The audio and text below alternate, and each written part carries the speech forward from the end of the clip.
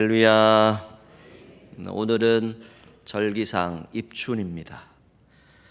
오늘 참 포근한 날씨인데 이 하나님의 뜻 가운데서 평안을 누리시기를 바라고, 특별히 여러분들이 기도하시는 모든 제목들이 꼭 응답되시는 귀한 날 되시기를 간절히 소망합니다. 입춘에 하는 인사말을 찾아보니까 이런 인사말이 있더라고요. 입춘되길 건양다경, 이렇게 되어 있습니다. 봄이 시작되니 크게 길하고 경사스러운 일이 많이 생기기를 기원합니다, 이런 뜻입니다. 봄이 시작됩니다. 여러분들의 가정과 일터에 하나님의 축복이 가득하기를 간절히 소망합니다. 우리 옆에 분들과 같이 인사하겠습니다. 주님의 이름으로 사랑하고 축복합니다 라고 인사하시죠. 한 번 더 인사하겠습니다. 주님의 복을 많이 받으세요 라고 인사하시죠. 최근에 한 오디션 프로그램이죠. 그 프로그램이 마감되었습니다. 거기에 나온 한 가수가 이렇게 자기를 소개했습니다. 나는 가수로서 유통기한을 알고 싶었다. 얼마나 부럽고 불안했던 시간이었나. 또래 친구들이 하나 둘 취업을 하고 자기 자리를 잡아가고 있을 때 나는 음악을 계속해야 할까 하는 그런 생각도 했었다. 이렇게 말을 합니다. 경연을 통해서 1위를 차지하게 되죠. 홍이삭이라고 하는 찬양 사역자입니다. 이분이 작사 작곡한 곡이 하나님의 세계라고 하는 곡이지요. 이 하나님의 세계는 본인 스스로가 기독교 환경에서 오래 자라서 나온 곡이라고 합니다. 그 안에 자신의 삶이 있고 삶의 방식이 있고 생각하는 방향이 있고 가치를 두는 부분이 있고 또 사람을 대하는 태도가 무엇인지를 그 안에 담고 있다라고 고백합니다. 이 가수의 부모님들은 선교사님 부부입니다. 그는 버클리 음악대학을 중퇴합니다. 선교사님 가정이 그를 후원하고 지원해야 하지만 비싼 학비 때문에 그 아들을 휴학하게 만들지요. 그리고 그는 귀국합니다. 부정교합이라고 하는 판정을 받습니다. 양악 수술을 해야 했지요. 그 진단을 받고 수술을 앞두고 만든 곡이 바로 이 하나님의 세계라고 하는 곡입니다. 그가 25살 때 자신이 살아온 철학, 내 삶의 방향이 무엇인가, 내가 가는 길이 정말 맞는가 라고 하는 것을 고민하게 되었다는 것이지요. 그래서 찬송가 470발장에 참 아름다워라고 하는 그 찬송을 테마로 이 곡을 만들게 되는데, 저희 교회가 3월 9일에 위러브라고 하는 찬양팀을 초청해서 함께 이 자리에서 월십 콘서트를 열게 됩니다. 이 위러브와 함께 이 하나님의 세계를 찬양한 그러한 영상이 있습니다. 그 부분의 일부분을 여러분과 이 시간 같이 함께 보도록 하겠습니다. 항상 말하네, 그 길이 아니라고. 꼭 뛰고은 길이 있는데 왜 힘들게 사냐고. 단순한 선택조차 내게 버겁기만 한 곳. 그래도 나는 주님만 따르리.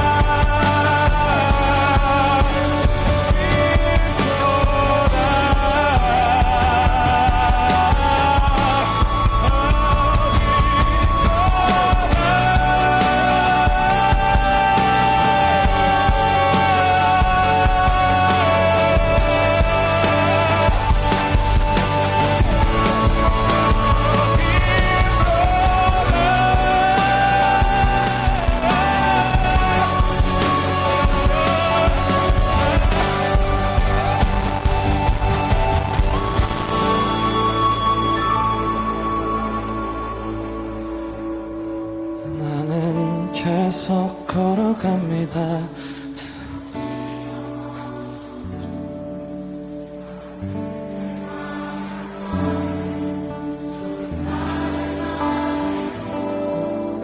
내가 가는 길이 주가 가르쳐준 길이니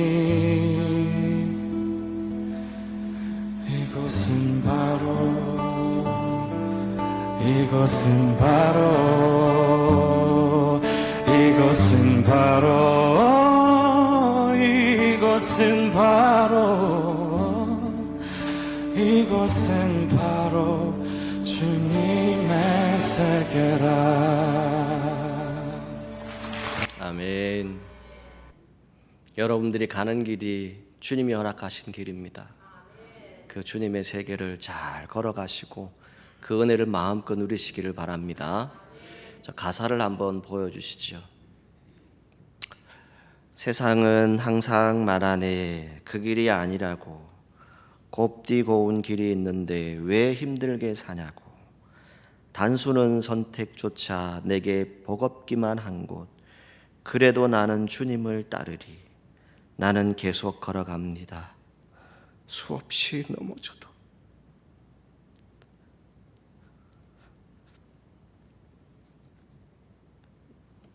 사람들의 방향과는 조금 다르다 해도 내가 가는 길이 주가 가르쳐준 길이니 이곳은 바로 주님의 세계라. 아멘. 저 가사에 그런 가사가 있죠. 수없이 넘어져도, 사람들의 방향과는 조금 다르다 해도 나는 계속 걸어갑니다. 사실 이 가수의 여러 간증들이 많이 올라와 있습니다. 양악 수술을 받은 것이 그냥 단순한 수술이 아닙니다. 노래를 못할 수도 있다라고 하는 그런 진단을 받게 되지요. 그 시간 가운데 그가 고백한 것은 다른 것이 아니었어요. 주님은 살아계시지 않습니까? 주님의 때를 기다리고 그 길을 걸어간 것이지요. 오늘 본문 말씀에도 그러한 이야기들이 성경에 기록되어집니다.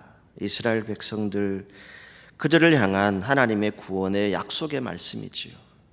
이스라엘의 역사를 보게 되면 선지자들을 통한 하나님의 끝없는 말씀을 그들은 듣게 됩니다. 그런데 이제 소망이 다 끊어졌습니다.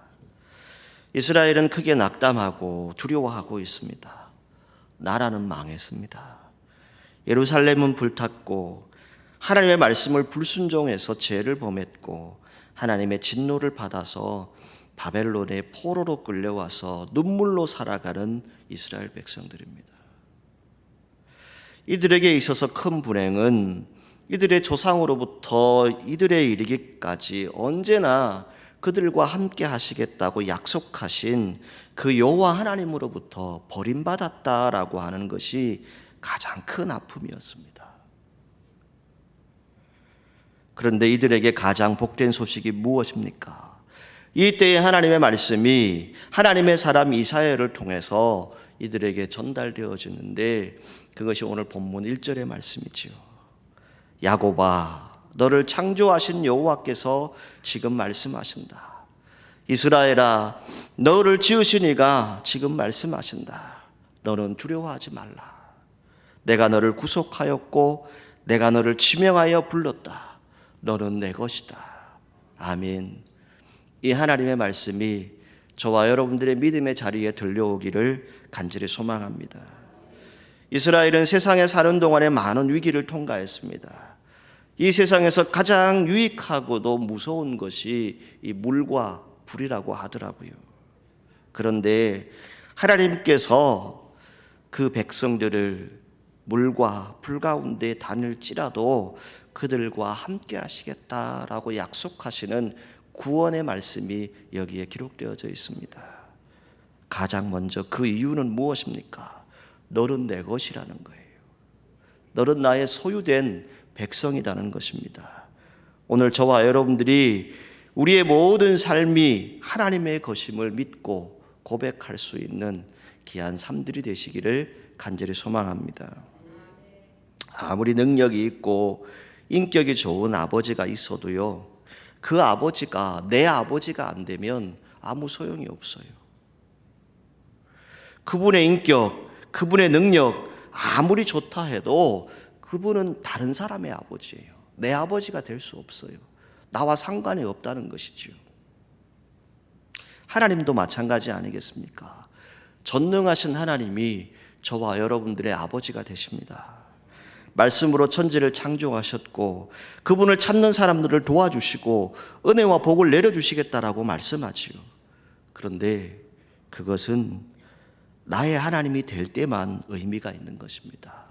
내 하나님이 될 때, 내 삶의 하나님이 나의 아버지가 될 때 이것이 의미가 있는 것이지요. 실제로 하나님께서는 애굽에서 종살이하던 이스라엘을 구원하시기 위해서 애굽의 바로 군대를 홍해 바다에 수장시키십니다. 그리고 이스라엘을 구원해 주셨지요. 또한 바벨론을 페르시아에 의해서 멸망시키시고 이스라엘을 구원하셨던 이야기가 성경에 기록되어져 있습니다. 하나님은 구원받은 백성들을 향하여서 너는 내 것이다 라고 말씀하고 계십니다. 구원받은 자신의 백성들을 많은 어려움 속에서도 지켜주시고 구원하시겠다라고 하는 약속의 말씀입니다. 이 말씀이 저와 여러분들의 삶의 자리 가운데 늘 있기를 간절히 소망합니다. 두 번째, 하나님의 것이 되는 것은 결국 무엇입니까? 우리의 모든 삶 가운데 우리를 보호해 주시겠다, 인도해 주시겠다라고 하는 약속의 말씀이 있습니다. 그냥 문자적으로 기록되어진 하나님의 말씀으로 보시지 말고 이 말씀이 내게 들려진 하나님의 음성으로 듣는다면, 하나님의 말씀으로 저와 여러분들이 하답한다면 우리 안에 평안이 반드시 허락되어질 줄 믿습니다. 오늘 본문 2절은 말하지요. 무엇을 말합니까? 내가 물 가운데로 지날 때 너와 함께 할 것이고 내가 강을 건널 때 너를 침몰하지 못할 것이고 내가 불 가운데로 지날 때에도 타지 아니할 것이고 불꽃이 너를 사르지 아니할 것이다 라고 말씀합니다. 여러분, 이 본문의 내용을 자세히 한번 읽어보십시오. 결국 무엇입니까? 저도 여러분도 아무리 신앙생활 열심히 한다 해도 시험이 찾아오고 때로는 고난이 찾아올 수 있습니다. 오늘 새벽에도 말씀드렸잖아요. 우리가 시험을 당할 수 있어요. 그런데 시험에 들어서는 안 된다고 말씀드렸어요. 아무리 하나님의 일을 위해서 헌신한다 해도 수고함에도 불구하고 때로는 물 가운데로 불 가운데로 지날 때가 있습니다. 때로는 그 아픔과 고통을 저와 여러분들이 견뎌야 할 때가 있지요. 때로는 물이 침몰하지 못할 것이다 라고 하는 것 무엇을 통해서 보여주셨습니까? 방금 말씀드린 것처럼 그 홍해 사건을 통해서 보여주셨잖아요. 불꽃이 너를 사르지도 못할 것이다. 무엇을 통해서 성경은 그 이야기를 기적적으로 보여주고 있습니까? 다니엘의 세 친구 사드락, 메삭, 아벳느고, 이들이 불 가운데 들어갔지만 죽지 않았어요. 하나님이 그 가운데 함께 하셨지요. 어려움과 역경 속에 하나님 우리의 방패가 되시고 산성이 되신다라고 다윗은 유명한 고백들을 남기지요. 그리고 자기 백성들을 상하지 않도록 보호해 주신다라고 성경 곳곳에 말씀하고 있습니다. 하나님의 소유된 백성, 그들에게 어떤 약속이 주어지고 있습니까? 오늘 우리의 인생길에 풍랑이 일고 불꽃이 나를 삼킬 것 같은 그런 고난이 온다 할지라도 나의 연약함과 나의 형편을 아시는 그 전능하신 하나님은 오늘도 나의 하나님, 여러분의 하나님이십니다. 이런 확신과 믿음을 가지시기를 바랍니다. 본문 4절에 내가 내 눈에 보배롭고 존귀하며 내가 너를 사랑하였은즉 내가 내 대신 사람들을 내어주며 백성들이 내 생명을 대신하리라 라고 말씀합니다. 하나님은 성도들을 보배롭고 존귀하게 보신다라고 말씀합니다. 지금 여러분 손에 쥐고 있는 것이 무엇입니까? 아무것도 없다면 하나님은 나를 존귀하게 보신다. 나를 보배롭게 보신다. 이 좋으신 하나님을 고백할 수 있는 저와 여러분들이 되기를 간절히 소망합니다. 좋으신 하나님, 좋으신 하나님, 참 좋으신 나의 하나님.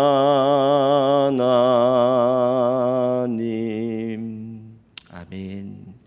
우리에게 향하신 여호와의 인자하심이 크고 크도다라고 우리는 찬송합니다. 여러분들을 향하신 주님의 뜻이 있습니다.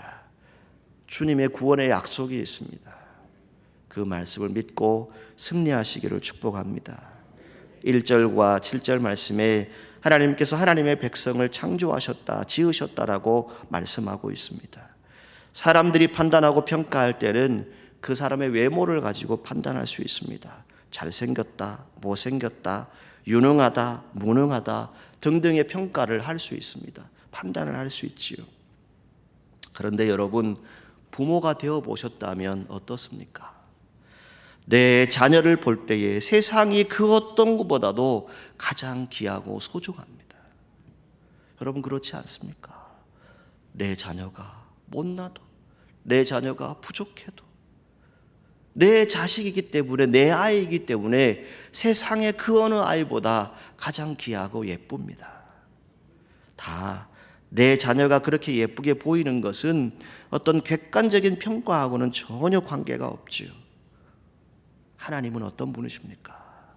하나님을 사랑하는 자, 하나님을 믿고 아버지라 부를 수 있는 자, 그분들을 그렇게 보고 계시지 않겠습니까? 부모가 내 자녀를 바라보듯 하나님이 우리를 그렇게 보고 계시지 않을까요? 1절 말씀에 너를 지명하여 불렀다라고 말하지요. 너는 내 것이다라고 말씀합니다. 그리고 3절에 나는 여호와 내 하나님이다라고 말씀하고 있습니다. 오늘 우리 한 사람 한 사람을 다 들여다보십시오. 여러분, 다 똑같은 품성을 가지고 계십니까? 다 다르지요. 각자가 다 개성이 있습니다. 속속들이 알고 우리가 알아갈 수 있습니까? 다 모릅니다. 한 사람 한 사람 다 들여다보면 그 사람의 모습이 다 다릅니다. 그래서 우리가 사람을 외모로 판단할 수 없고 그 사람의 생각 가운데 깊이 들어가 보아야 하고 그 생활 가운데 깊이 들어가야만 조금은 알 수 있습니다. 그러나 하나님은 어떤 분이십니까? 성경은 말하죠. 우리의 속사람, 우리의 모든 것, 그 모든 삶의 여정들을 정확하게 알고 계시는 분이 하나님이십니다. 속속들이 알고 계시는 분이 하나님이십니다. 그 하나님이 여러분들의 마음을 모르시겠습니까? 하나님께서 우리를 소유다, 자녀다 말씀하시는 내용이 성경 곳곳에 기록되어져 있습니다. 그리고 오늘 4절 말씀에 여러분들을 보배롭고 존귀하게 여기고 정말 사랑하신다라고 말씀합니다. 우리가 인생을 살아가다 보면 여러 가지 고난이 닥쳐오고 때로는 시험을 피할 수가 없는 그런 일들이 옵니다. 어떨 때는 내 욕심 때문에 그런 시험을 만날 때도 있지요. 고난을 겪을 때도 있습니다. 어떨 때는 나하고는 아무 관계 없는데 갑작스럽게 닥치는 그런 고난과 시험이 생길 수도 있습니다. 어떤 사람이 자기 인생 전체를 하나의 환상으로 보았습니다. 그 환상을 보았는데 모래밭이 이렇게 보이더랍니다. 그의 인생을 쭉 걸어왔던 길이 보이는데 그 길을 걸어가는데 발자국 2개가 보이더랍니다. 그러니까 2개는 4개겠지요. 2사람이 걷는 발자국입니다. 그 발걸음이 이렇게 보입니다. 그런데 중간에 한 부분이 딱 끊어졌는데 그때가 자기가 많이 생각해 보니까 정말 힘들고 어려웠던, 정말 눈물로 고민하고 아파했던 그 시기였답니다. 그때에 발자국을 보니까 발자국이 2개밖에 없는 거예요. 혼자 발자국밖에 없는 거예요. 그래서 주님께 물었답니다. 주님, 내가 정말 어렵고 힘들 때, 내가 고난당할 때 주님 어디에 계셨습니까? 그때 주님의 대답이 이렇게 말씀하셨다고 그러죠. 내가 너를 업고 내 인생길을 걸어갔다.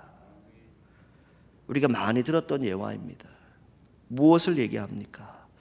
여러분들이 환난 당할 때 다른 사람들은 다 떠나갑니다. 나를 정말 사랑한다고 했던 사람들도 때로는 떠나갑니다. 그리고 여러분 가운데 고난이 찾아오고 시험이 찾아오면 더욱 가까이 와서 여러분들을 위로하고 격려하고 세워주어야 하는데 여러분들의 삶의 자리를 떠나는 수많은 사람들을 우리가 보게 됩니다. 그럼에도 불구하고 그 하나님은 어떤 분이십니까? 내 곁에 계시고 나와 함께하고 계신다라고 말씀합니다. 그 하나님 우리를 향해서 너는 내 것이다라고 말씀하시는데 오늘 저와 여러분들이 수많은 인생의 역경을 지나가고 때로는 아픔과 고통 가운데일지라도 하나님이 우리와 함께 하시고 우리를 보호하시고 우리를 존귀하게 보배롭게 여기신다. 이 말씀을 믿으시고 믿음의 자리에서 늘 승리하는 저와 여러분들이 되기를 간절히 소망합니다. 시편 46편 1절에서 3절 말씀에 이렇게 고백합니다. 하나님은 우리의 피난처이시고 힘이시고 환난 중에 만날 큰 도움이시다라고 말하지요. 때로는 땅이 변하고 산이 흔들리고 바다 가운데 빠지고 바닷물이 솟아나고 뛰돌든지 넘침으로 산이 흔들릴지라도 무엇을 말씀합니까? 두려워하지 말라. 전능하신 하나님이 우리와 함께 하신다. 이것을 성경 말씀합니다. 혹시 지금 여러분들의 인생의 어려움들을 만났습니까? 여러분들이 걷고 있는 지나고 있는 물과 불의 시험들이 있습니까? 위대한 사람으로 하나님의 사람으로 거듭나기 위해서는 그 시험을 견뎌내셔야 합니다. 오늘 새벽에도 말씀드렸지요. 무엇입니까? 인내하라는 것이지요. 인내를 온전히 이루라는 것입니다. 잘 참고 잘 견디는 사람은 하나님이 지켜보고 계십니다. 그분들이 잘 참고 잘 견디는 것은 무엇입니까? 기도하면서 그 어려움을 통해서 온전하신 하나님의 사람으로 거듭나는 겁니다. 하나님은 여러분들을 사랑하십니다. 마지막 세 번째, 하나님께서 우리를 정말 보배롭고 존귀하게 여기시는데 그 이유가 무엇일까요? 저와 여러분들 각자에게 주신 사명이 있다는 겁니다. 그 사명 잘 감당하시기를 바랍니다. 베드로전서 2장 9절 말씀에 너희는 택하신 족속이다라고 말합니다. 왕같은 제사장들이고 거룩한 나라고 그의 소유된 백성인데 이들을 어두운 데서 밝은 가로 불러낸 이유는 무엇입니까? 주님의 아름다운 덕을 선포하게 하려 하심이라. 이렇게 말씀합니다. 여러분, 우리를 보배롭고 존귀하게 만드신 이유는 바로 우리를 통해서 복음의 아름다운 덕을 전하게 하려 하심이라라고 말씀합니다. 이 복음의 아름다운 덕이 무엇입니까? 여러분 안에 함께 하시는 이 예수 그리스도를 만날 수 있기를 간절히 소망합니다. 이 구약 시대는 오로지 하나님만 바라보았어요. 그런데 지금 우리의 시대는 어떻습니까? 예수님 우리에게 오셨어요. 직접 오셨어요. 그리고 십자가의 사랑을 보여주셨지요.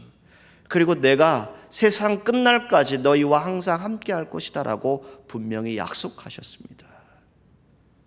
그 약속의 삶을 믿는 저와 여러분들에게 주어지는 감동은 무엇입니까? 우리에게 베푸신 그 하나님의 사랑, 그것은 예수 그리스도를 통해서 우리에게 주셨어요. 그 감동을 주셨다는 것이죠. 이제 이 감동을 가지고 우리가 살아야 될 것은 무엇입니까? 세상의 아름다운 덕을 선포하라라고 말씀하고 있습니다. 이번 주간에 여러분들의 삶 가운데 하나님의 은혜가 있기를 간절히 소망합니다. 하나님의 좋은 일을 기대하십시오. 먼저 여러분들의 마음 중심에 하나님이 나를 인도하신다. 하나님이 내 삶을 주장하신다. 하나님이 내 모든 삶의 아픔과 고통을 치료하신다. 이 믿음을 가지고 살아가시기를 바랍니다. 마음이 변해야 합니다. 마음이 새로워지지 않고 겉모습만 가지고 우리가 신앙생활 할 수 없습니다. 읽지는 않았지만 18절 말씀에 보게 되면 너희는 이전 일을 기억하지 말고 옛적 일을 생각하지 말라. 내가 새 일을 행할 것이다. 이제 나타낼 것이다 라고 말씀하고 있습니다. 여러분, 오늘 저와 여러분들의 삶의 자리 가운데 가장 귀한 사람들을 우리가 만났습니다. 가장 소중한 사람들을 만났습니다. 지금 여러분들이 하고 있는 일이 가장 귀한 일입니다. 그리고 여러분들이 하고 있는 그 헌신이 가장 귀한 시간입니다. 이 믿음을 가지고 나아갈 수 있기를 주님의 이름으로 축복합니다. 제가 지금 방금 드린 이 말은 소설가이고 사상가인 톨스토이가 이 말을 한 거예요. 자, 이걸 여러분들 옆에 있는 분에게 같이 인사로 한번 하겠습니다. 자, 옆에 있는 걸 보시고 내가 만난 사람 중에 가장 귀한 사람입니다 라고 인사하시죠. 여러분 믿으십니까?